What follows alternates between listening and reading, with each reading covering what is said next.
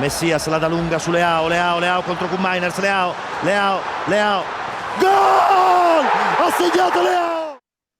Hello everyone and welcome to another episode of the SempreMilan podcast. I'm your host Ollie Fisher, joined once again by Anthony Tallgood. What's up, guys? Glad to be back. Celebrating Messi's first trophy with Inter Miami and Miami's first ever trophy with a little Miami Vice getup. So that's why I got a mustache and you see my chest hair. And we also got Stefano upgrading to the B team.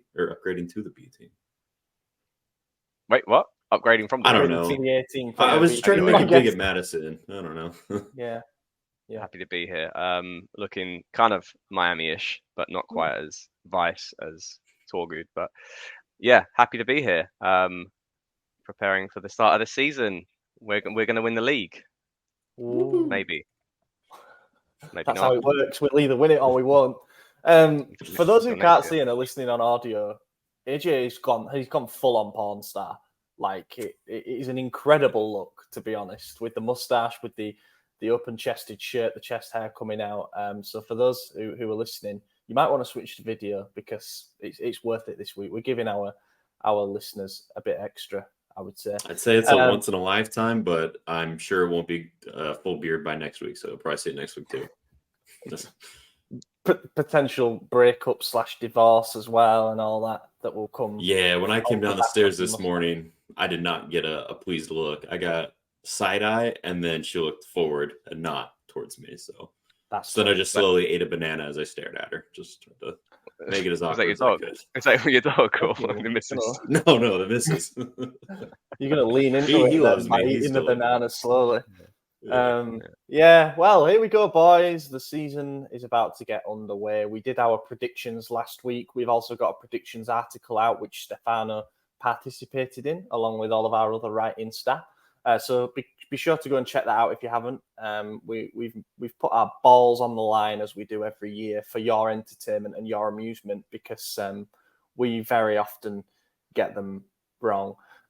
Before we dive into this week's episode, we've got two games to preview, the Bologna one to open the season and then the Torino one because of the shorter distance between the two games. Thank you to everybody who has subscribed to us on Substack and thank you in particular to our founding members, Ali Tareen, Tito Mac, Moritz Pullman, Joey Gawler and Kemin. Really appreciate you supporting what we do. We're going to have more and more bonus content coming out on there, including the bonus podcasts, which will come out later this week. Although we're actually recording on Sunday, so it'll be next week. But yeah, go and check that out. You can get a 7-day free trial if you haven't subscribed already. So you can get a little bit of a peek at what we do and you can decide if you like it or not. It's $5 a month or $50 for the year. So without further ado, the 2023-24 season is about to get underway. At the time of recording, Inter and Napoli have got their seasons underway with 2-goal wins. Napoli won 3-1, Inter 2-0 at home against Monza. Both had their shaky moments, but they've set the tone early with 3 points. And we faced top of the table, though. Fiorentina's league leaders at the moment. Yeah, they hammered Genoa. Maybe some revision needs to be done on Genoa comfortably staying up because that was a real baptism of fire for them. But this is also typical Fiorentina. Flat to deceive. They'll have a few very good results and they'll follow it up with a 1-0 defeat away against Verona or something like that. Let's start with the Bologna preview. Tomorrow night at the Stadio Renato Dall'Ara, Pioli against Motta. Battle of the upcoming coach against we're calling him a Serie A veteran by now, Pioli. I guess we are, aren't we? Team news. No Musa because he's suspended. People have called that stupid. People have called us stupid for relaying that information, but such is the modern world. For those who don't know why, he picked up a red card in his last ever game for Valencia, last game of last season, and that carries over because of Serie A rules. So he will have to sit out a 1-game suspension for us. Obviously, Ismael Benacer is injured, and there are still some question marks about whether Davide Calabria is going to be fit after he's just sort of making his way back from a muscle problem. Let's start with the starting lineup. Who you got in this one? Do you think he's going to lean towards the 11 that we saw for most of the more important preseason friendlies? Or are we going to see some surprises in there? Changes in midfield, Chukwueze in the front three? It's going to be exactly what we saw against whomever the last friendly was. Krunic in the midfield, Reinders, Loftus-Cheek either side. I think you might see Kalulu at right back over Calabria. I think he's still kind of recovering from injury. Could be wrong on that, but I think Kalulu's favored right now. And then it's going to be Pulisic right wing, Leao left wing, Giroud up top. So I wouldn't expect any surprises on the lineup. I think it's going to be exactly what we've seen. And then probably Adley off the bench. It sounds like Pioli's finally recognizing him and saying he could play as a vice Krunic, which is hilarious to hear because Krunic should be a vice to someone, not the starter. And then maybe Okafor off the bench, and obviously Chukwueze as well off the bench. Yeah, I'm not too far off that either. I think Pioli's not a coach who's going to be changing things radically. And I think it's just typically Italian football to embed players slowly in. And I think it's only right as well. I think the biggest one that you could probably call out is Pulisic to get benched for Chukwueze, or I mean maybe Giroud for Okafor. But I Giroud and Pulisic have got more preseason, tank in their legs, so they should be really starting this game. And and should the environment require them to come off the pitch, regardless of a winning, losing, or drawing, they'll come off the bench. Those two players, and it's just probably more interesting who comes off for some of the midfield players, because with Musa suspended, as you said, probably Pobega is the only option other than Adley that we could probably throw off. I'm not sure if I'm missing anyone else, but yeah, so it'll be interesting. But I think AJ's right. The back line, I think clearly starts at right back, and you've got Chow tomorrow in the centre back position, and obviously Teo at left back, and then the rest of the team picks itself. So yeah, excited for this game, and I'm quite intrigued just looking at the Bologna side. A lot of outgoings from their team, and then obviously a few injuries too. I feel a bit confident for this game, but maybe we'll come on to that slightly now. Yeah, I think that Pioli has pretty much confirmed what the team is going to be, at least based on his comments from the press conference earlier today, which of course you can read in full on the website. Said that Okafor is close to 100%, but isn't ready to start yet. He said Chukwueze is a bit behind in preparation because of the delay that took place in his transfer actually happening, which is fair enough. Obviously missed the USA tour and stuff like that. As we know, Musa and Benacer are out, so the rest of the team kind of picks itself. I guess Kalulu v Calabria is the only battle at right back, but I would go with Kalulu. If Calabria is not at 100%, there's no reason to risk him. So yeah, I think the team does pick itself, and I'm excited to see what that front three can do. And for once, it feels like we've got some game changers off the bench rather than having to throw on the same moulds of player and just hope for the best. Sky have got that 11 as the one that we all agreed on there. They've got Bologna as playing a 4-3-3 with Skorupski in goal, Posh and Lykoyanis as the fullbacks, Bonifazi and Lukemi as the centre-backs. Nicolas Dominguez, he's an interesting one, obviously, because he's been heavily linked with us all summer. They stripped him of the captaincy because he wouldn't renew his contract and they thought that he was going. And they've given him the captaincy back, which is a strange one. But he's going to be starting at the base of midfield. Lewis Ferguson's a good player. I don't know too much about Ibisha. And then you've got Orsolini and Ndoye as the right and left wingers, and Xerxes up front because Arnautovic has gone to win the Ballon d'Or at Inter. So that's the team that we're facing. In terms of the exits they've had this summer, Jordi Schuiten's probably the biggest name. Bit of a strange one, that, moving to PSV in his prime years. I think that's a downgrade in terms of league, but it's a move back home for him, I guess. And then they lost players like Gary Medel. As I said, Arnautovic has gone. In terms of signings, they've done that thing that they always do. They take some money and they spread it across multiple signings. So they got Bukema, who came from Alkmaar, and Doye, as I said, the winger, Posh, right back, Moro, El Azuzi. It's just the Bologna way. They spread it on talent and hope for the best. They've done well, since a bit of a rocky period a few years ago. They've consolidated well in the league, and now I always think of this as a tricky place to go. So how are you feeling about that Bologna team? Should we have too much for it, or is this a banana skin like it was last season? Albeit we changed a lot of players last season. Yeah, I think we win comfortably. I'm not really concerned about this. I think we've added enough firepower that even though we didn't have many, well, actually, I think we only had one open play goal in all preseason. I think we're going to have set pieces. We know how these bottom half teams play. They're going to be, fouling left and right. We're going to have set pieces, which apparently we know how to score from now. Looking at the head-to-head, like obviously our last game was that 1-1 draw, but I mean, we really dominate this fixture. So we should continue that trend if we're serious about the league this season. Did you say Orsolini's injured for this game, or is he fit for Bologna? No, he's starting on the right wing according to Sky. Right. But he's also been linked with an exit. Apparently, Forest are after him, so it'd be interesting if he sits out. Then that suggests that he's, on the way out.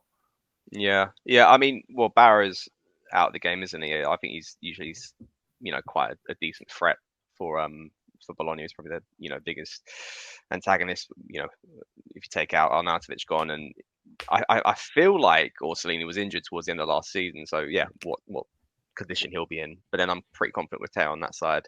And then there's that centre back. I can never pronounce his name. I'm just reading it now. Somaro. Yeah, the one who gave away that stupid handball that time in the 4-2. Oh, that was it. Yeah, jumped with his hand in the air. Yeah. I was going to talk quite gracefully of him, but yeah. But yeah, obviously, I think he's a starting player for them anyway. But he seems to be out until 2024. So yeah, going to be interesting. I'm confident. I think Pulisic has got a nice opportunity here with not a strong left back he's going to come up against here. So I'm hoping for a nice debut in Serie A to kind of get himself maybe on the score sheet, maybe on this sort of the assist sheet. And I really want us to see us try to control this game.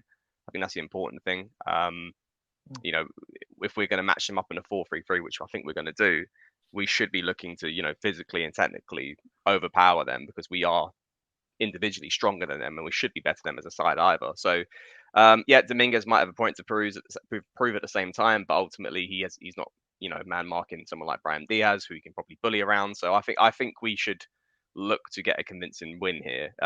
Even if it's a 2-0 win, I'm just hoping for just domination. And Rafa to score a goal, because I don't think he scored pre-season, did he, Rafa? So, he didn't. No, he didn't. No. He didn't. His finishing wasn't really up to scratch in that. I believe it was the Monza game. I'm hoping he just shakes off a few cobwebs in pre-season, gets himself on the score sheet, and then then can look to sort of throw the players off the bench who can then get some minutes. But I think there's a lot of good talk coming out from is it Reinders in pre-season and how people were taking to him in training, and I think he's someone who's I think I called him out to be one of our. I think either put him as breakout or one of our standout players this season. I think he's going to look to be that because he popped up so many times in the box in preseason games. I think he's just going to add so many goals to his tally this season. So who knows? I think I'm looking for goals. I'm just looking for entertainment. And as AJ said, if it's not open play goals, then set piece goals. So let's just kind of entertain some fans and not play boring football like we kind of a bit saw last season.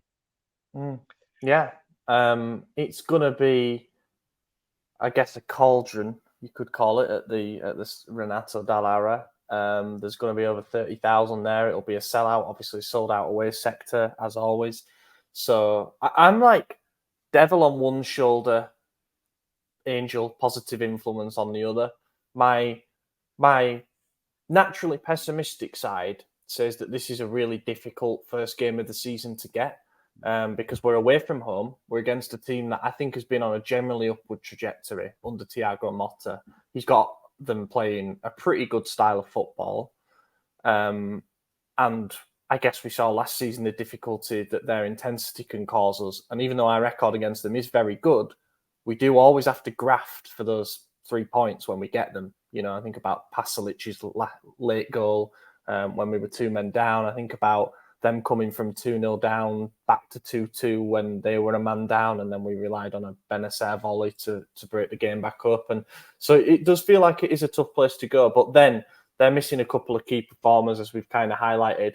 And the record, the stats, I very rarely read out a list of stats, but I'm going to do it for this just so it kind of sets the scene.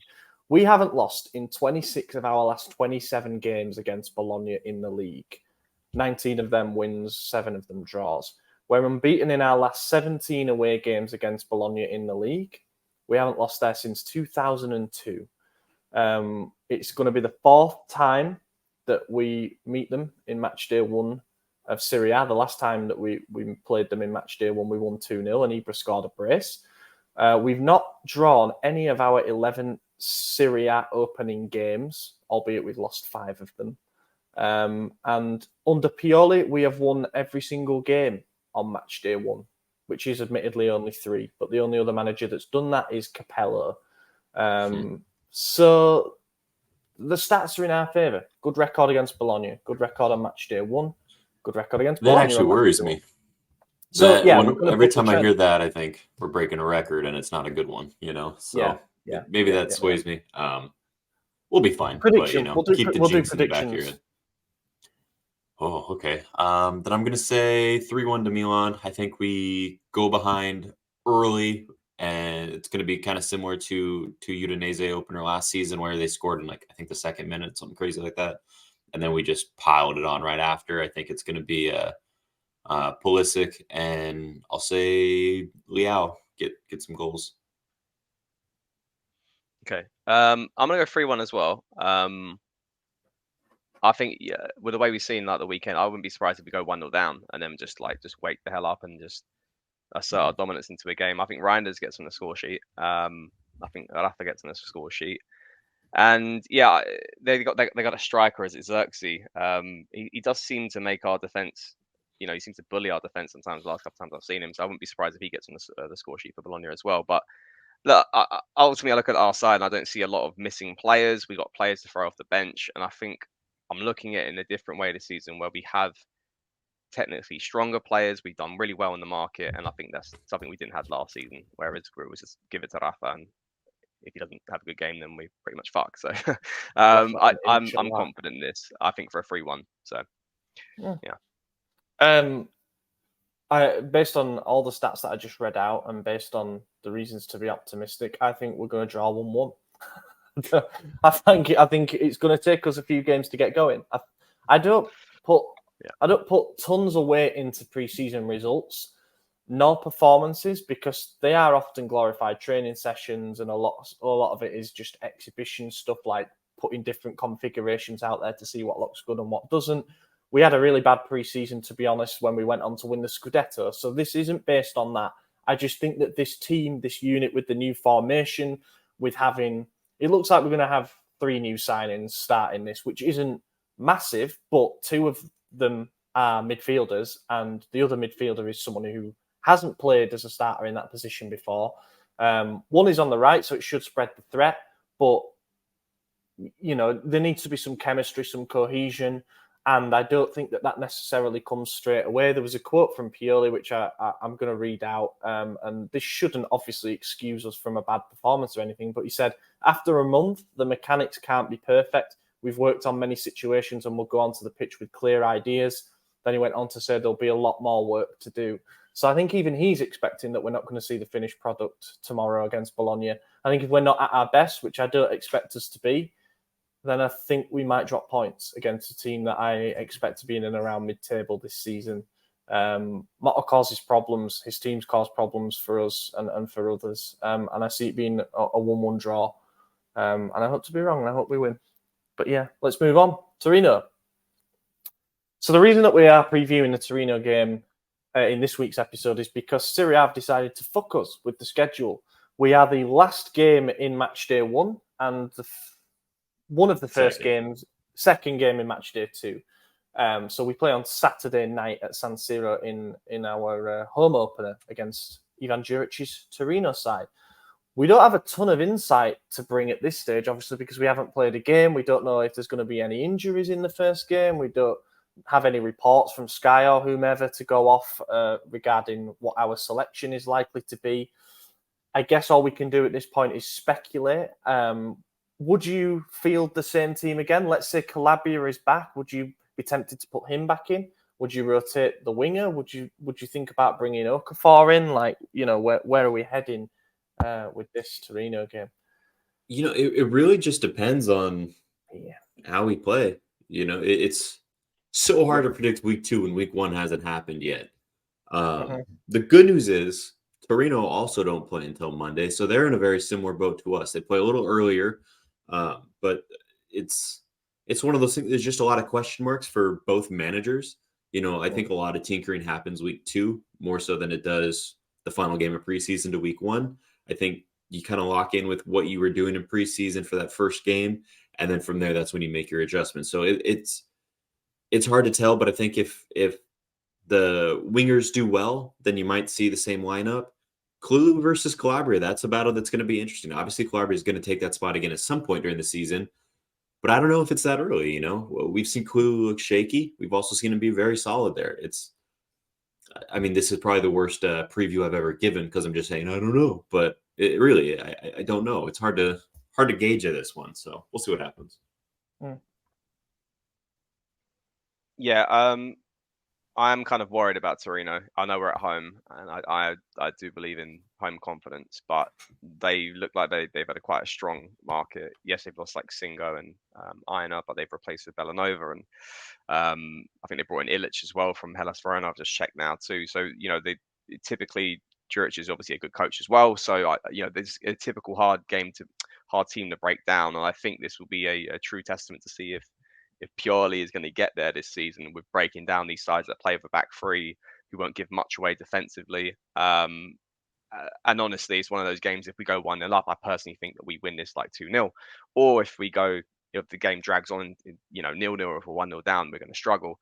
I think we draw this game. So I'm going to go, I think, are we doing predictions? Or are we just we can throw it in. Okay. Yeah, I'll just throw in a prediction for it. I feel like we're going to draw it 1-1. But yeah, regarding the team, it's quite hard to say. I mean, what day do we play Torino? Is it Friday or Saturday? Saturday. Saturday. So we play Monday and then Saturday. I think it's not impossible to see the same 11 that play against Bologna play against Torino, especially if my prediction is right that we get a win.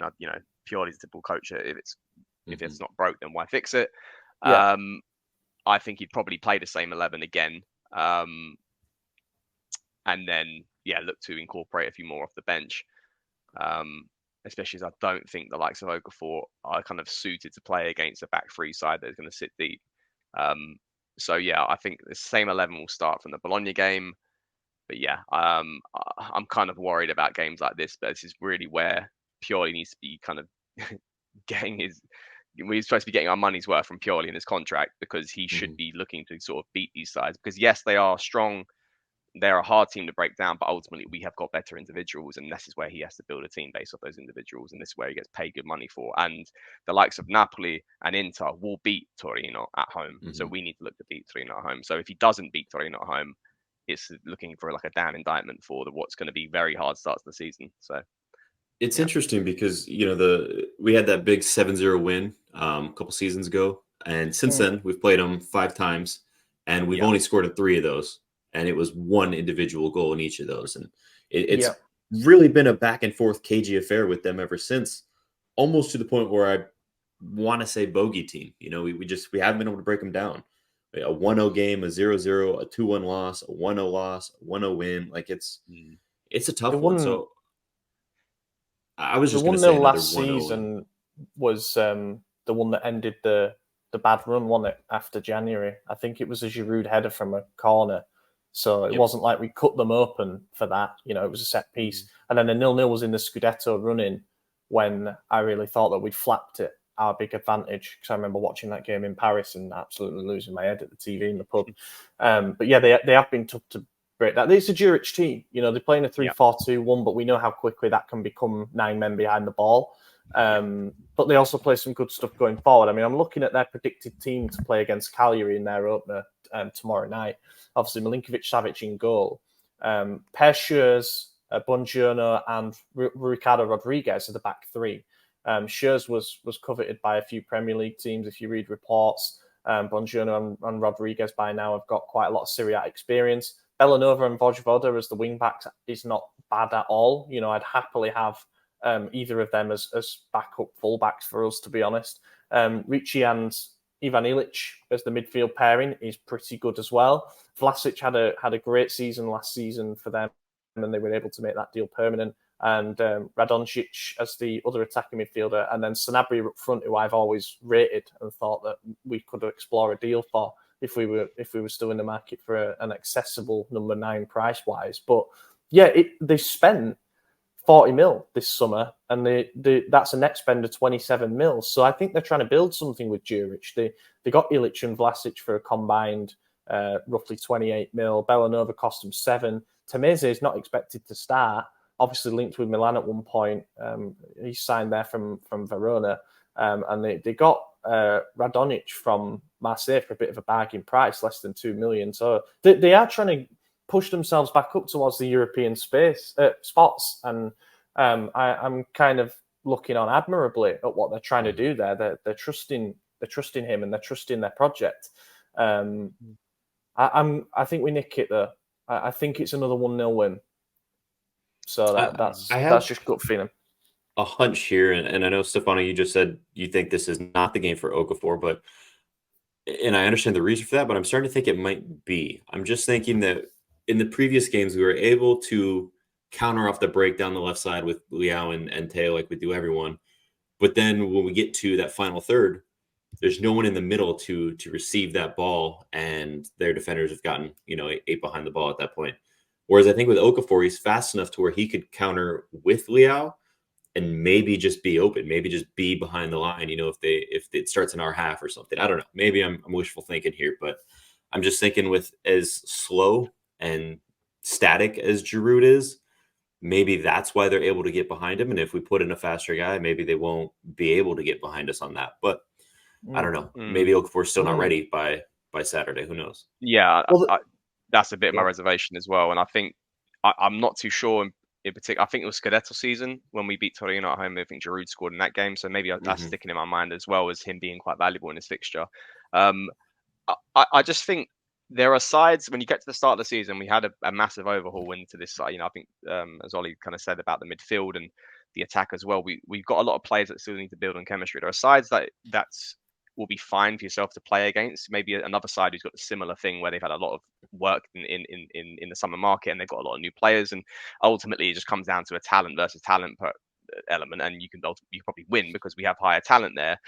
But then there are sides like a Torino who have added a few chips to their side. The coach is still the same. They still play the same range of football, and because of that, they're so disciplined that regardless of the talent you brought in, they still haven't had enough time to build that chemistry together, and it's hard to break that down. And those chances that you would get in pre-season are limited in the game against like Torino, and you probably get a couple. And if you don't take those couple of chances, then that game gets much more tougher. And then then you see what they can offer on the counter attack, or what they can offer from set pieces. And I think that's what I'm really worried from a Juric side. And I think to Wally's point as well, I think they're looking like I fear them. They're more like a Fiorentina for me personally, because yes, Italiano's a good coach, plays good attacking football, but Juric knows his capabilities at his side, and I think he plays for his strengths, whereas Italiano plays a range of football which he'll play against Genoa, but he'll also play the same thing against a Napoli and more expansive, and he'll get spanked 5-0, whereas Juric will play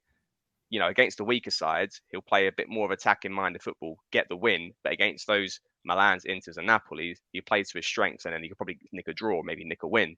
So interesting one, but I'm worried that this game's come a bit early into the season than I wish to hope, because we just need to build on this chemistry. When did he take over at Torino? 21. Okay, so I think it was 2 years ago. Season after the 7-0. Yeah. Yeah, I was going to say that July 7-0 was 21. So that was like a flash in the pan. Then he left Hellas, and then he joined them.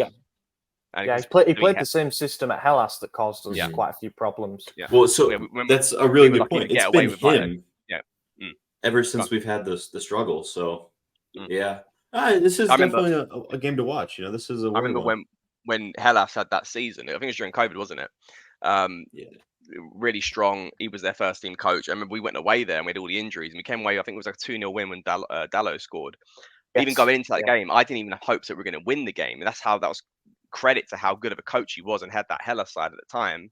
Then made the move to Torino, and he's got them, such a soldiering side here. So anyway, sorry, I keep talking about Ollie. He's one to watch, because he's making those small steps up, in terms of the level of club that he manages. And will someone give him a go? It's always Juric and Italiano that have floated whenever a big job becomes available, but nobody's really taken the chance on him yet. Motta's another name that I think is worth watching because of the style of football that he's shown so far with Spezia and with Bologna, but we'll wait and see. On the Okafor point that AJ mentioned, the reports that have come out from Sky, for example, are that he has actually convinced as a number 9 in training. Pioli's been using him there. There was something suggesting he was only going to be a deputy winger. we're going to bring in a centre forward. But then things seem to have changed a little bit in the last few days towards suggesting that, he really could be a deputy striker, even start games there because of the things that he's shown during training, which is positive. It gives, another string to the bow and everything. And maybe against a team like Torino, who play a back three that, so reliant on remaining compact and a flat line, and Rodriguez is a natural fullback, but Scherz and Bongiorno are not exactly rapid athletic types. Maybe you can cause some problems by dragging them out. I guess the only other doubts will be, we'll see what Pulisic is like in his first start in Serie A. If he struggles, then he might think, let's get Chukwueze on, offer something a bit different. But I doubt that, given what he said about Chukwueze's condition today. And also, Krunic could potentially have an absolute howler in his first game. And then we might see Musa, or he said Reinders today in the press conference. He says Reinders can also play that position, but is more box to box. And then Kalulu Calabria being the other one. If Kalulu plays well, he should keep his spot. If he looks shaky, then you got to imagine that the captain comes back into the side.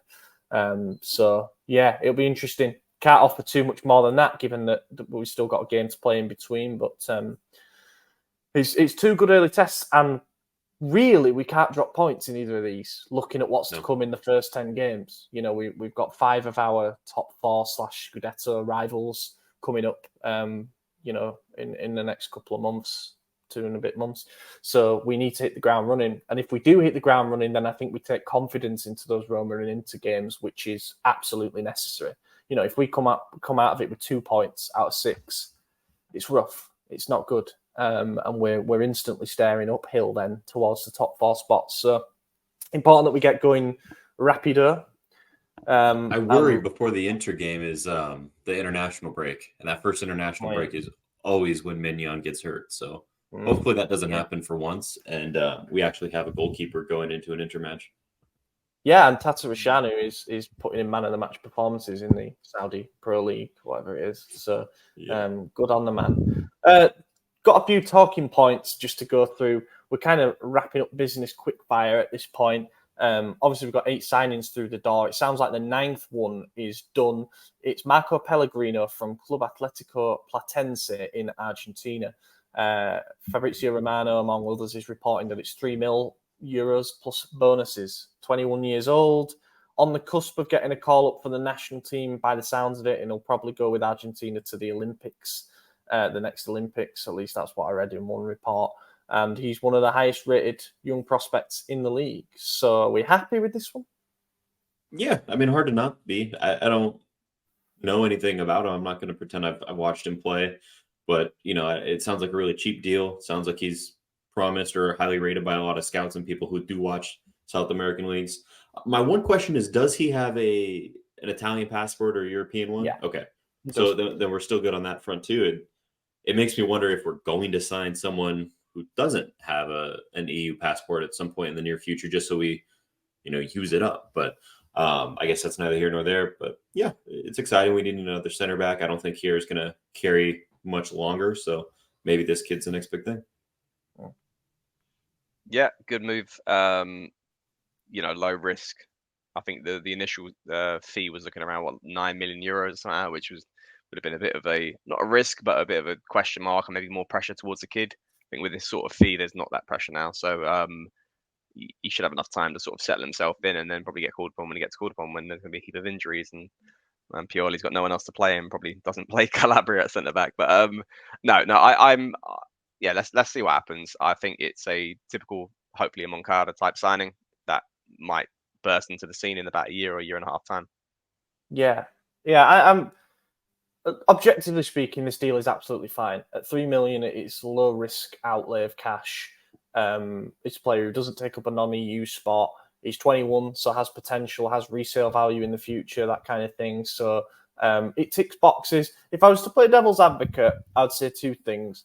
The first one is he going to be more ready than Matteo Gabbia for next season? And I think the answer is a resounding no. Obviously, we haven't seen enough of him to say this guy is objectively worse than Matteo Gabbia, but Gabbia has been around for much longer. He knows Serie A better. The flip side to that, of course, is that Gabbia is at the age now at 23 where he needs consistent minutes, and by all accounts, he was eager to make the loan move to Villarreal so he can keep developing. So there is that. I just think that you could make an argument that we've got weaker in the defensive department by not signing a player that's definitely better than Gabbia. And the other aspect is I'm going to get hate for this, but I'm getting Duarte vibes from it. Like, it's a South American player, but if they're any good, they cost more. You know what I mean? Like, 3 million for a defender? Yes and no. I mean, you look at supposedly so highly rated. You look at Enzo Fernandez last year before his World Cup. You know, he didn't go to Benfica for a whole lot of money. We could have got him very cheap, and then he exploded, and now he's 120 mil or whatever he's worth. But I see your point. You know, most of the time, I feel like that is more common with Brazilians. So coming out of the Brazilian league, they sell a lot higher. I don't think that's necessarily the case for Argentina or any of the other countries there. But yeah, I mean, it's a valid point. Just devil's advocate. I don't necessarily believe that this is a terrible deal, but I just wanted to throw an extra viewpoint out there. We've been scarred from the past, of the Gustavo Gomez, Rodrigo, Eli, and Leandro Banjoni and whatnot. I think, but then I look at it in a way that, with like the likes of Atalanta and those clubs that have got really good scouting, and they pick up the player like this typical signing would be on like a 3 mil deal and then flip him for like a 20 mil or 25 mil eventually. I kind of look at it that way. I can go like, have we got there before another good scouting team have got there, and hopefully allow him the environment to succeed. And I think to your point about Gabbia, I think there is some truth to that, but it depends on his playing style.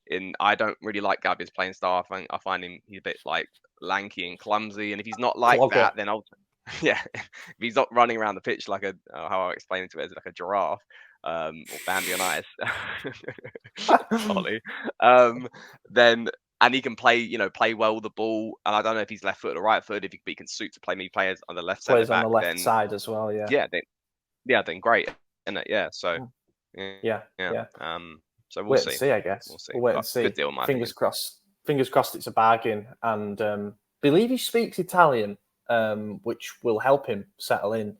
He's got an Italian passport as well, so that's good. The other thing, I guess, which has happened since we last recorded is that CDK's loan move to Atalanta was formally completed. It's a 3 mil loan fee, and then the option to buy is somewhere like 22, 23 mil, depending on who you believe. And then there's 4 mil bonuses as well. And a resale percentage. And a resale clause, yeah. How do we feel about this? Do you feel anything? Do you want to go first, Steph, or? Nope. Me first? If you want. Yeah, go for it. No, I don't mind. No, I mean, are we? Yeah. No, someone else go first. I've got a lot to say about CDK. I don't think it's necessarily a good deal. I think it's kind of a lose-lose situation for us because at best, we break even. At worst, he fails again, and now we have a massively depreciated asset back in the club with no suitors. I think we should have got an obligation to buy with potential for bonus to set us over the break-even point. I think the amount of money we invested and knowing how our season went last year and knowing that it essentially cost Maldini his job, like, to offload him, we had to get a little something out of it, and we didn't. The only potential we have for any real profit in this is that resale value, and that's if he's resold. Who's to say Atalanta do resell him? Who's to say he doesn't have an expired contract or something? Like what if he just sucks? What if no one wants him? Like, I don't know. I think it's a tough one. It's a tough one, man. I think there had to be an obligation there. Otherwise, what's the point? I don't know. Yeah, I see. I'm on your line of thinking there, AJ. Like, there are essentially two plausible scenarios here. The first one, as you said, he either succeeds and he goes, and we look like dickheads for doing this deal, for signing him in the first place and not getting a tune out of him. He could go for what looks like a bargain price if he explodes next season at Atalanta. That's one option. The other option is that he is poor there. Serie A's not for him. He continues to struggle. He comes back and we're left with the same problem again in a year's time. The middle ground is that he does okay, and they're just about convinced enough to use that option to buy, or they try and negotiate it downwards or something along those lines. If the option to buy gets used next year, and let's say half of those bonuses end up being triggered, then we are looking at a capital gain of like 8-9 million, which I think would be positive based on the experience that he's had with us. But we're basing this deal on what he's done with us and not what's to come in the next year. And I think that could be pretty... It's one way or the other. It's going to go one way or the other. And that's what a loan with option deal has... This is the position that we've been put in by agreeing to these terms. The ideal is that you sell him to somebody for high 20s million, so you break even, but nobody was going to come forward with that bid. That's what happens after such a bad season and your stock declines.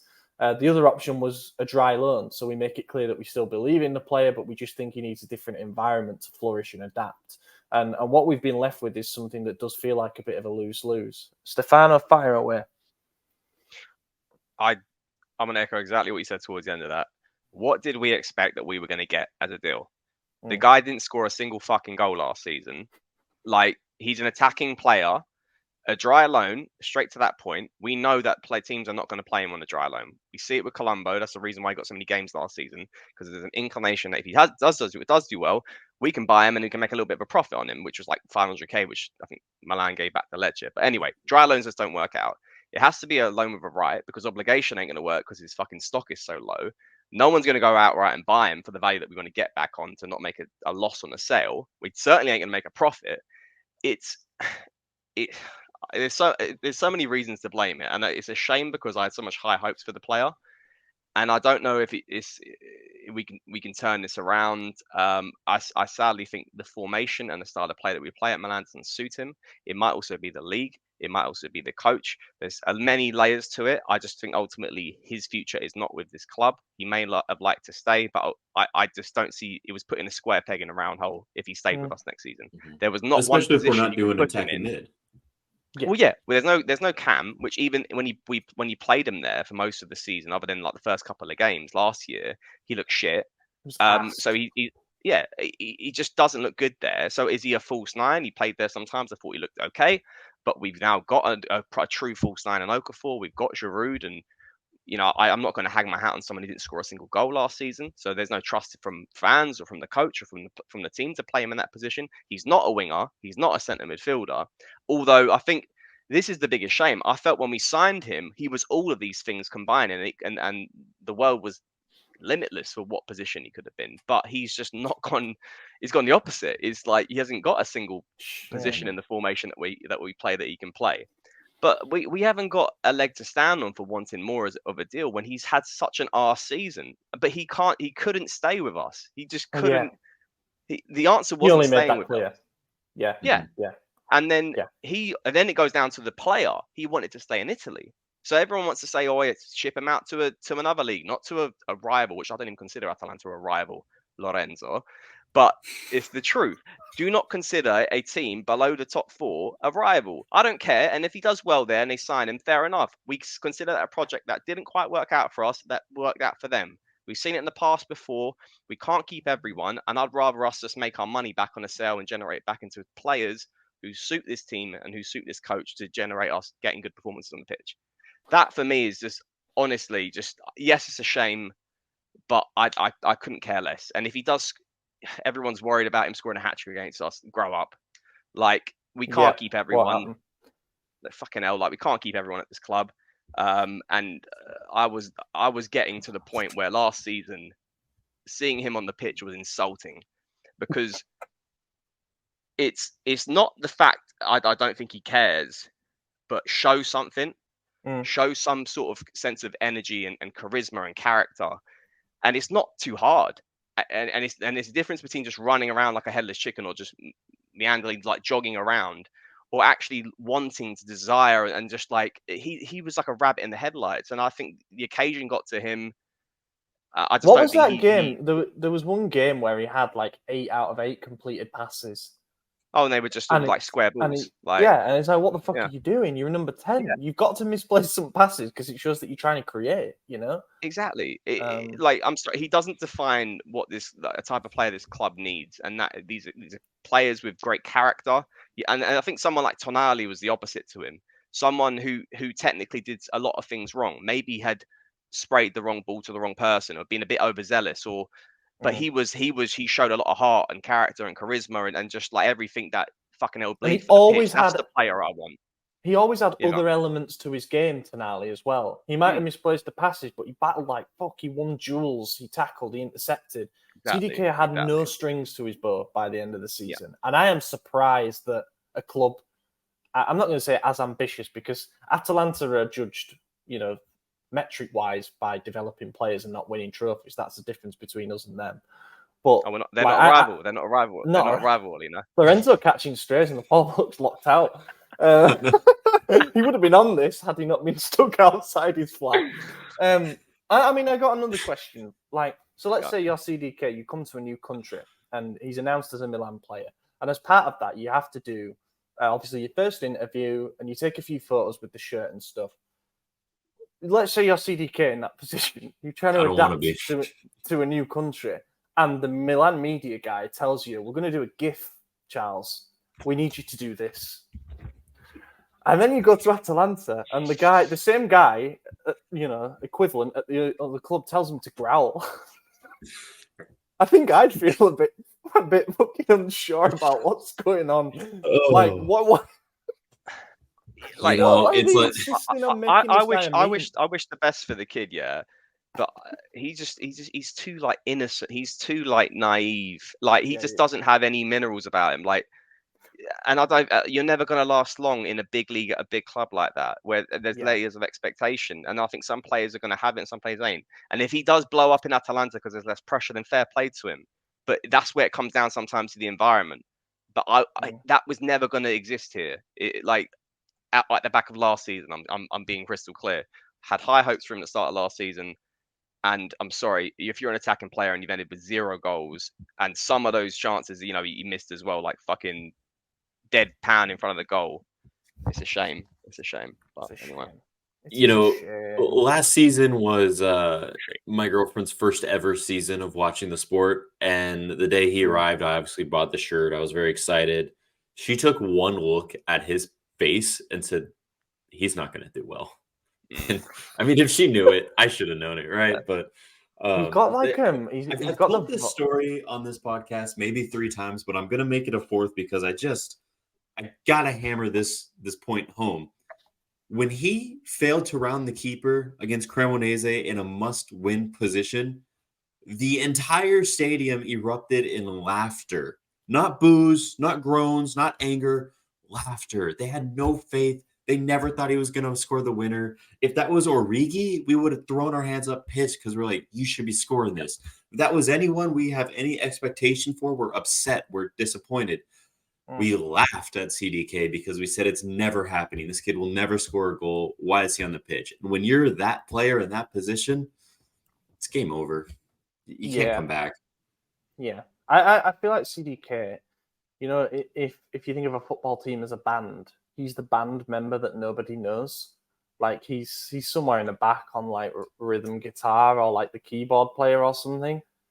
Just a very forget. And I mean, in terms of the way that he looks as well. Like we don't want to take the piss too much because it's bordering on bullying at this point. No.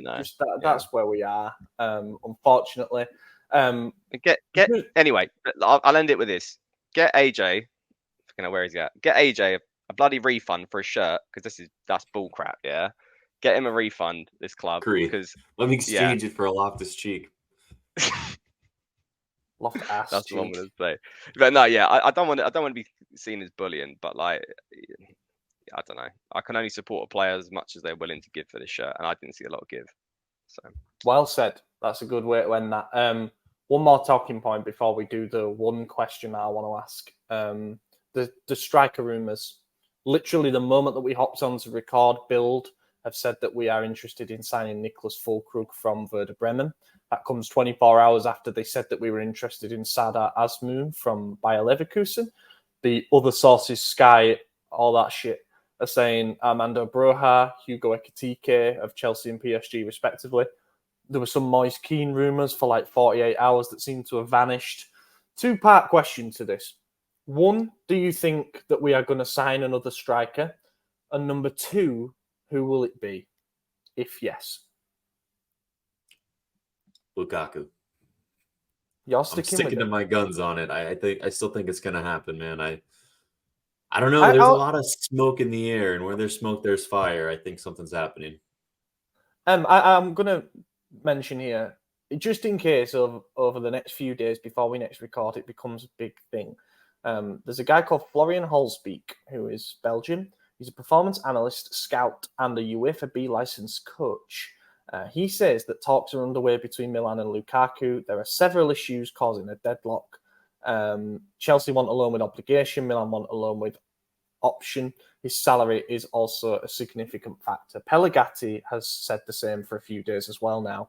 And people laugh at him. He does come out with some silly stuff, but he's ultimately sort of a club employee. And I feel like he floats stuff out there before others do. So, as AJ says, you know smoke what? and potentially fire. I was watching the Paramount pregame show for the opening day yesterday, and they had Fabrizio Romano on there, and they talked about it, just the Lukaku saga in general. And then I can't remember if it was Marco or Bonetti, one of them, but they said, "Is there a chance Lukaku plays in Italy at a club that's not Juventus?" And Fab kind of gave a little smirk, and he said, "Never say never."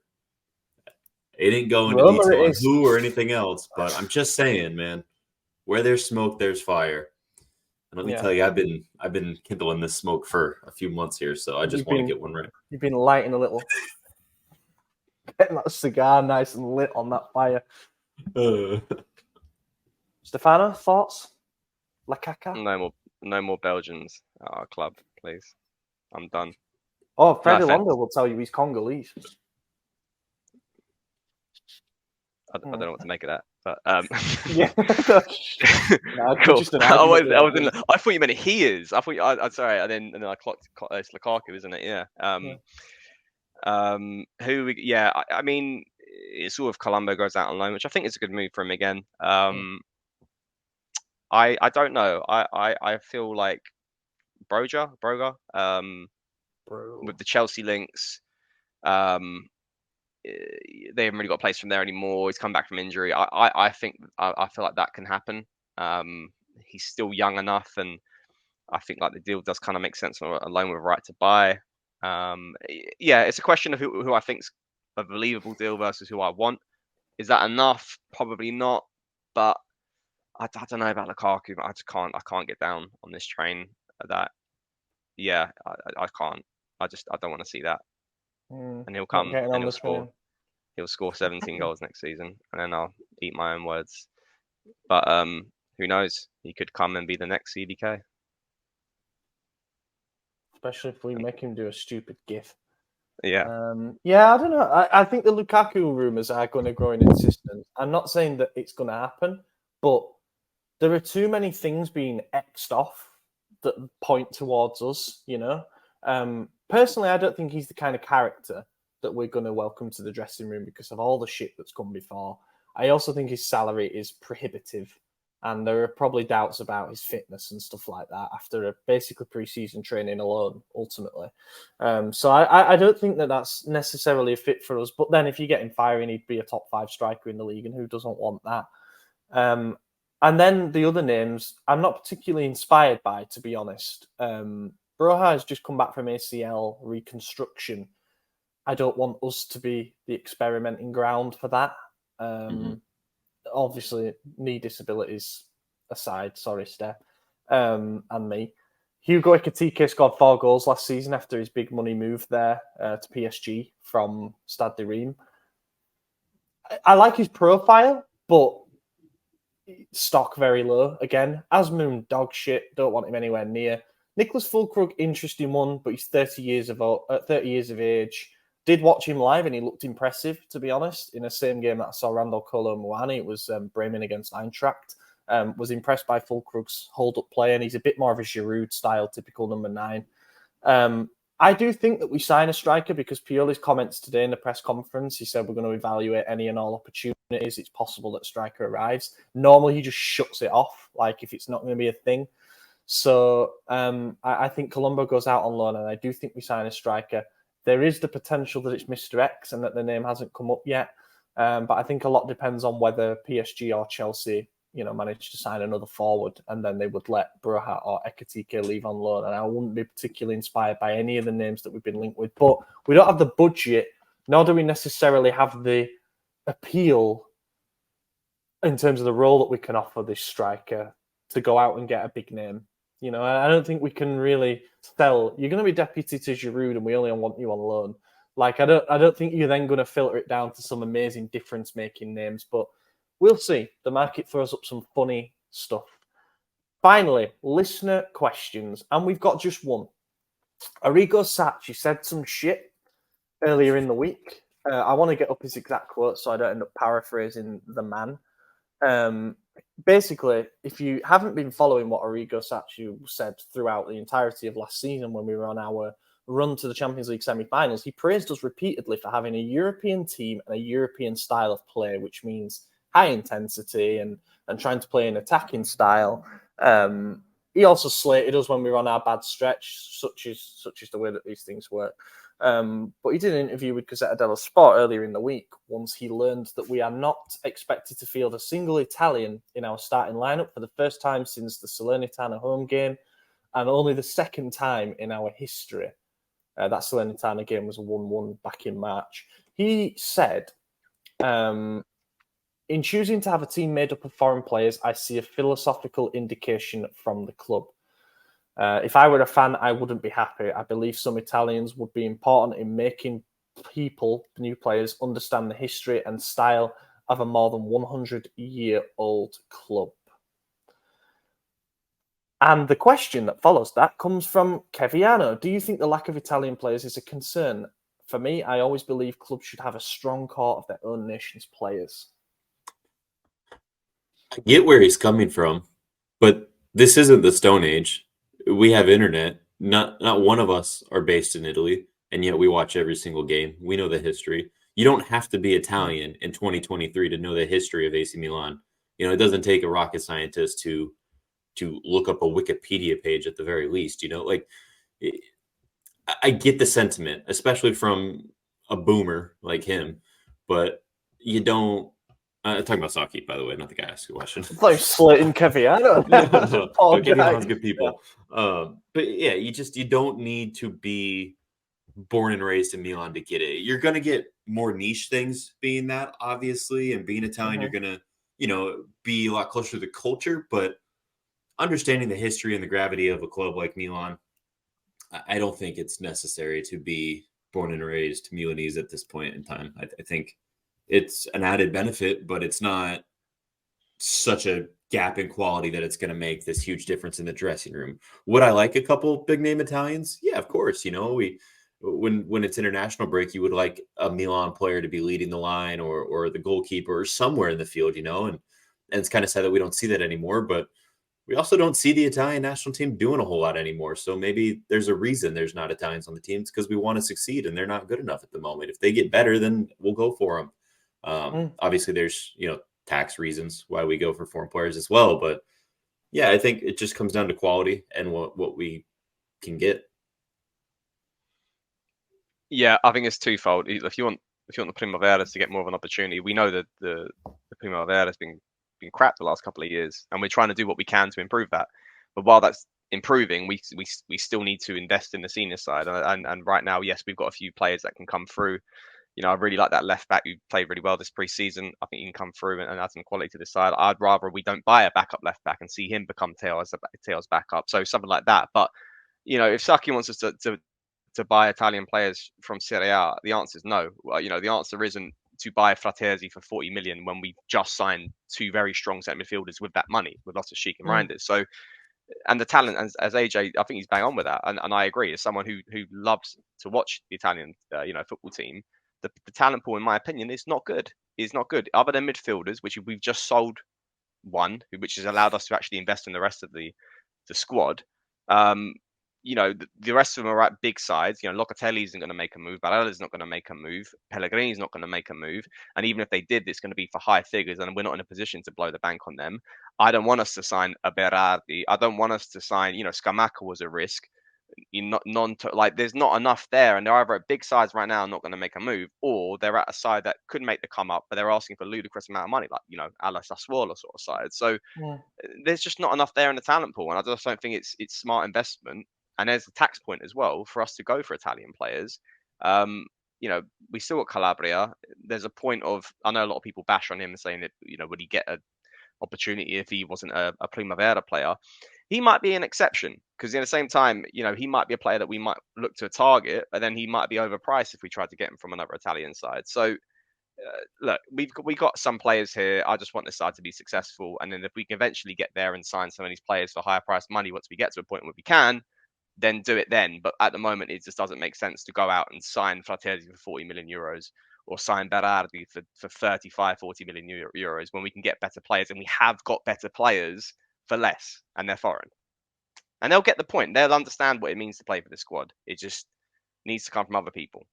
That needs to be in management, needs to be in coaching, needs to be in the in the hierarchy of the club, and then some leaders on the pitch as well, which hopefully should come from the likes of Calabria, Teo Hernandez, Mike Mignon, and co. So and that's what I was going to say too. Is the guy who instilled the history and the attitude and the meaning behind the shirt in this current team was Zlatan, Bosnian from Sweden. Obviously he's got plenty of ties to Italy, but he's not Italian. And he's the whole reason we're back to the top flight, really. So not the top flight, but the upper echelon of the top flight. So it doesn't have to be an Italian to learn the history. Yeah. And also, you listen to so many of the first interviews that our 8 new signings have given this summer. They all mention knowing the history of this club. That's one of the perks that you get when you're a club this big, is that players, no matter where they played at before, know about Milan. They know the history. They've seen us in the Champions League semi-finals last year, if they have a TV subscription, which I'm sure they do. Ryan has said, his dad showed him videos of the 3 tulips, Van Basten, Rijkaard, Hullet, when they were playing at Milan. Musa, grew up in Italy. He understands the size of the club. But then players like Tomori, for example, came over. He spoke with Maldini. Maldini helped him understand what it's like to play here. But then, Tomori's passed that on to Loftus-Cheek, because Loftus-Cheek said he spoke with him about it and what's it like playing in Italy and for a club like this. And there's not loads of convincing that needs to be done to play for a team that has 7 Champions Leagues on their sleeve, ultimately. And I think it's a bit insulting of Sachi to suggest that players need someone to be told, to tell them, on day one, look at all these trophies on the wall, that's what you're playing for. Even Chukwueze said Osimhen told him, the top goal scorer for a rival team, reigning champion, said, you get the chance to go to Milan, you go to Milan. How much more of a recommendation do you need? And I was throwing my balls out the pram when Maldini got sacked. And this is, at the time I said the importance was to keep Pioli, because yes, you might lose some figureheads, but it makes smart sense to keep someone who's familiar. He's Italian as well, and he's familiar with the environment and familiar with the expectations of the club. And I think there's some other people that need to step up into that, and hopefully we see that this season. And I'm not saying that they're going to be the likes of Maldini's and Ibra's, but ultimately you just show leadership and you show the identity of the club, which can come from not just Italian people, foreign people. Because when you think back in the past, a lot of the best Milan players have been foreign. So I think the leadership thing as well is being spoken about in such a black and white way. Why does it have to be one? Why can't leadership happen by aggregate? Why can't you have a lot of players or a few players that step up and say, I understand what this means. You see Mignon in the tunnel before that Spurs game shouting, let's go. He's the one leading the team out. You see Teo fighting battles. I think Tonali, for as much as he was spoken about as a future leader, actually wasn't that current leader. He's kind of shy and timid. We have a lot of personalities in this team. Like Rafa will become the leader, undisputed leader, he was last season, of the attacking department. Giroud has experience, say what you want about his playing style, but he's another who knows what it means to succeed on the biggest stage. It's like the leadership thing doesn't just have to be, well, Maldini's gone, the job's fucked now. Zlatan's gone, that's it, it's over. A few players can take that step in maturity and say, all right, we've got this, and I hope that that's what happens. Yeah, no, I was going to say, and you're right with Tonali. I think Tonali's like, he was a soldier for me. He was someone like, you know, like a, I mean, Gattuso is a typical similarity that you might compare him to, but like, he didn't have the roaring sort of, he was technically stronger than Gattuso, but he didn't have the sort of what Gattuso is, you know, squaring up to someone on the pitch and like, you know, dragging, you know, that was the differences between them, you know, technically stronger, but like probably not. He led by performance rather than vocality. Exactly. Yeah. You know, you see what he's doing actually physically on the pitch. But like, yeah, I've said this a bit pre-season, and Mike, man, I think like he's someone. I really hope we get that contract extension underway, because people like to talk about Calabria having the armband, and you know, it should be Teo full time, and it should be this, you know, so and so, and you know, Rafa had it at a point pre-season as well. And I think it needs to go to Mike, because I think if I look at a leader, I look at someone like him. But it's different, as you said, because leaders are different. Leaders can be the ones that are vocal out on the pitch. They could be vocal in the changing room. And I think it can be a bit of you need a compilation of people, an ensemble of players and management alike, and people within the hierarchy that keep to the traditions of the club and keep, you know, the team on tack to what the goals are that season. Yeah, I think that's probably exactly why our captaincy is based on appearances, right? Is because we have so many different leaders in different aspects of the game that whoever's wearing, you know, the little skin tight patch, it doesn't really make a difference. Like you said, Mignon is a leader. We know Teo's a leader. We know Leao's a leader. We know Tonali was. Like, Calabria might not be the most vocal on the pitch. He might not be the guy that's going to rally the troops, but, you know, he's been there the longest. He also knows what it means, and that's a leader in its own right. So, yeah, I think they're all capable of leading each other and embodying that spirit. Yeah, that's a good place to wrap it up. Thank you if you listened to the end. Appreciate that. Drop us a comment with what your starting lineup would be for the Bologna game, what you think the score's going to be, who your striker signing would be, any of the topics that we've discussed. We want to hear from you. And again, thank you to all of our Substack subscribers. Hope you're enjoying the content there. And be sure to give us some feedback and suggestions for things you'd like to see on there as well. I've been your host, Ollie Fisher. Find me on Twitter at Ollie Fisher. AJ. Yep. Torger45 on X, formerly known as Twitter. X. Steph. It's August 20th and Ballatore still isn't sold. Find me on X if you'd like to see more tweets about that.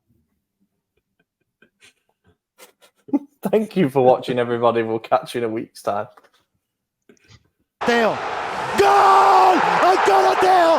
È una meraviglia! Il gol di Teo Hernandez da un'area all'altra! È una meraviglia! Senti il mio...